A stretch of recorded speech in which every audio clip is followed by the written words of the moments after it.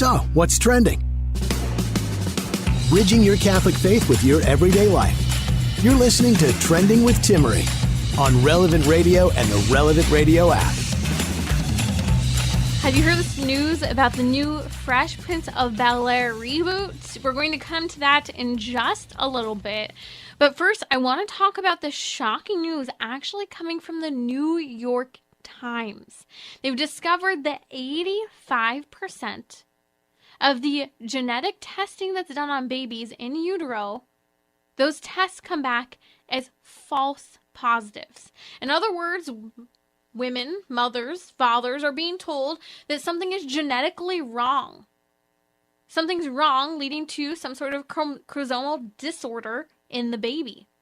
All those number of syndromes that so many people talk about, including Down syndrome, 85% of those tests are false positives. 85% of these tests and these diagnoses, which are leading many women to have abortions. I'll never forget when this was really first slapped me in the face, like firsthand, starting to see some of my friends and peers having children. Because I'd always known, and perhaps you don't know this, that in fact the genetic testing isn't very good for the baby to go through in utero. It's not very safe, especially if there are follow-up tests done that they commonly lead to miscarriage. So these genetic tests to begin with are not pro-life tests in terms of the safety of the baby. But they're also not pro-life tests because it also, we see in many instances when the diagnosis comes up showing that there's some sort of potential for a syndrome, that parents choose to abort. Or it leads to increased fear and anxiety in the development of that baby, and the development of that parent as a new parent, as a parent to this particular child. I've known for years that, in fact, this isn't a healthy and safe test for babies. It can lead to miscarriage when done more than once, when ongoing testing is done. And so I remember when I had my baby and the offer for the genetic testing while in utero was offered, I turned it down. Now, we also, though, I remember a few years ago, a friend of mine was pregnant. Now, she was pregnant with her first child and then her second. And I remember in both of those instances, she had so much anxiety as she approached the oncoming of a genetic test and the results. What if this? What if that? There was so much fear. But what I saw in her wasn't just fear. It was preparation for the rejection of herself having passed on something wrong to her child. Also a rejection of her child having something wrong with him or her. And I remember that anxiety was so intense. Anxiety alone for women can lead to miscarriage. And I remember just talking to her, don't worry about it, whatever results you receive. So often, I don't know if you know this, but obviously you do now from the New York Times, wow, the New York Times sharing this, that many of those tests are false positives. And I've known this firsthand working in front of the abortion clinics, counseling women in crisis pregnancy, but also with women coming into our crisis pregnancy centers, that women will receive some sort of diagnosis with a potential syndrome that the doctor and some test is claiming that this woman's child will have. They're considering now having an abortion. Over and over and over again, the baby's born perfectly healthy. We always advise people and encourage them to understand these tests are often showing false positive results, but also things change. Babies are growing at a rapid rate while in utero. They have the best possible nourishment they could receive. In fact, so much so when you're pregnant, all of your good nutrition vitamins go to your baby and you get what's left over. This is why women are told to take really good prenatal vitamins, because that can help with the deficiency that the mother's receiving as the baby's receiving so much of that great nutrition. You see, the baby is developing so rapidly that little things that might be wrong can be healed. In fact, We even heard the story recently where, yes, there was something legitimate wrong with a little baby, and that baby needed to receive a special life-saving surgery in utero. If you missed the story, incredible story. I really do hope that you'll go back and listen to this podcast, relevantradio.com/trending, or wherever you catch your podcasts. We're there. We'd love for you to subscribe and share, give a 5-star review. But here's the deal.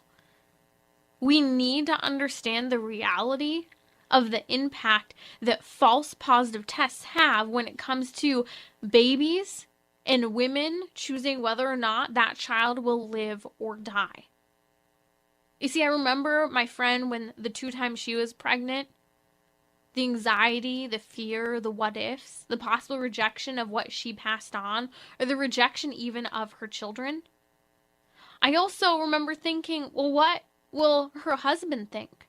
Will he reject this baby if that baby receives an in utero diagnosis that is commonly wrong?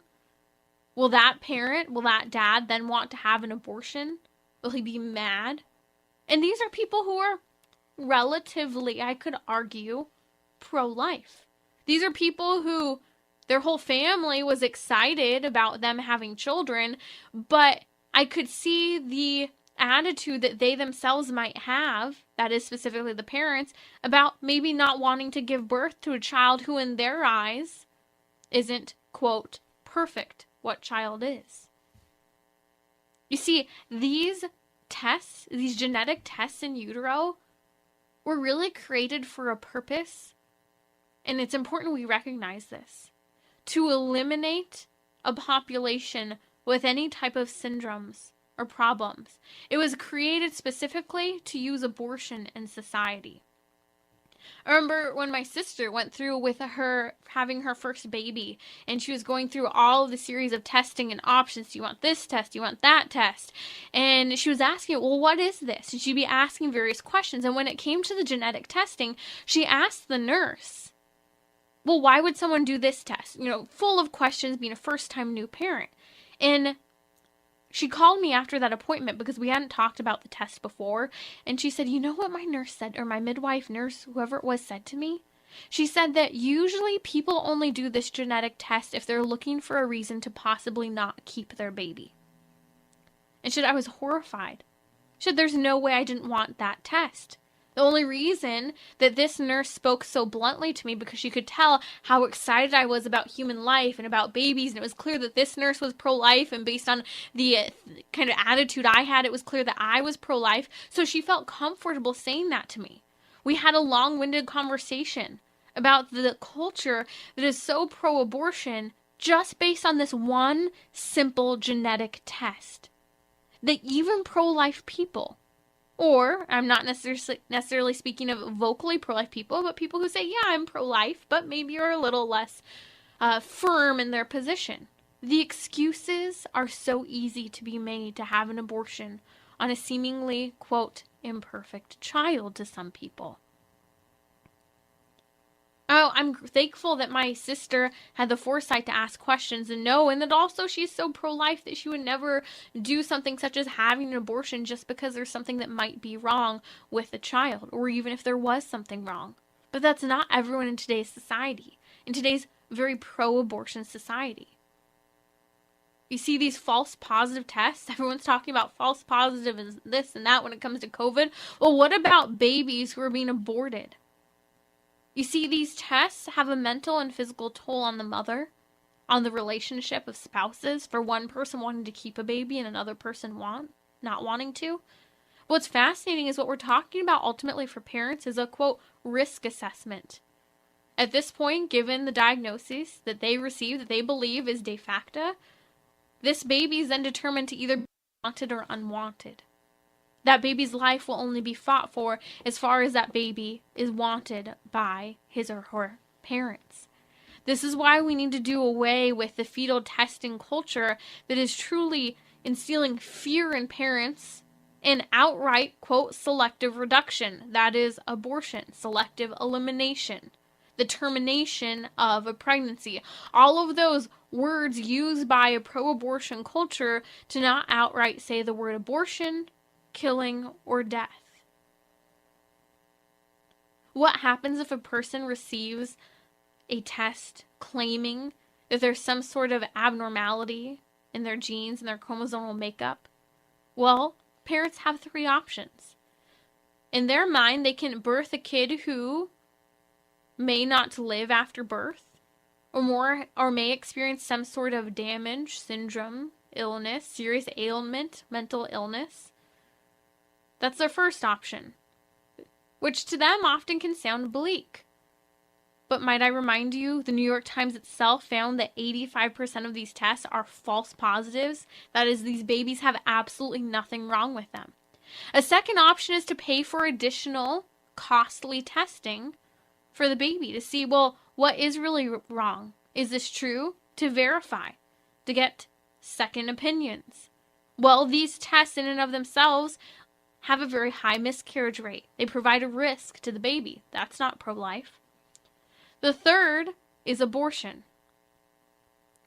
And so I want to encourage you to share this news, to share this information. We'll actually post, if you don't mind, Lucas, we'll post that on social media now so that people can see this study and learn a little bit more about it and share with it. Great table conversation. I've come across so many people who have received false positive tests, but we perhaps didn't have the data at that time from somewhere such as, in the eyes of the secular public, as credible as the New York Times. But we've seen this firsthand in the pro-life movement for years, and this is why we always discourage genetic testing. So I encourage you to remember the story I shared just a little bit ago, where one baby boy, Ryan, was actually saved because he was wanted, because he had a medical team at Cleveland Clinic in Ohio willing to fight for his life. And this is why it's so important that we're willing to address the crisis occurring in our culture surrounding abortion. If Roe v. Wade is overturned in the coming year by the Supreme Court of the United States, if the topic and issue of abortion goes back to our states to decide for themselves whether or not they're pro-life or pro-abortion, what sort of restrictions will or will not be placed on abortion, well, that time will come. We've even seen New Jersey voting to make more permissive abortion laws in their state this week. We'll talk about that in a little bit coming back. What are we going to do to help promote a pro-life culture when perhaps abortion is thrown out legally? We have to work on the hearts and minds of people, and one of those things we have to work on is helping them to see the life-saving and changing care available, but helping them to see the anti-life testing that is out there to encourage them to have an abortion.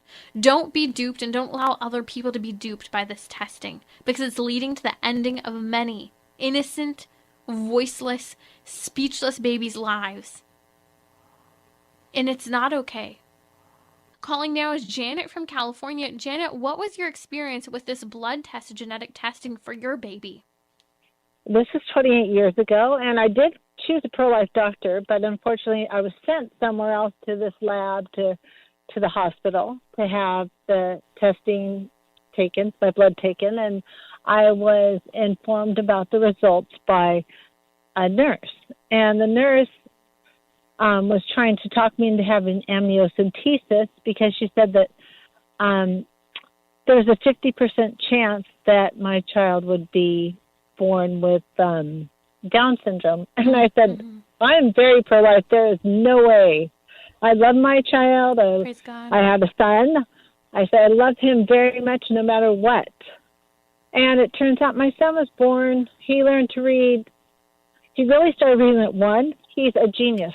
Wow. He started reading signs and things, and I knew all his letters. I mean, he's super, super smart, but he's super normal. He's very humble, top of his class, and super successful now. But Praise God. Now, did he end up having Down syndrome, Janet? Pardon me? Did he end up having Down syndrome? No, he's he's brilliant. Wow. He's a genius.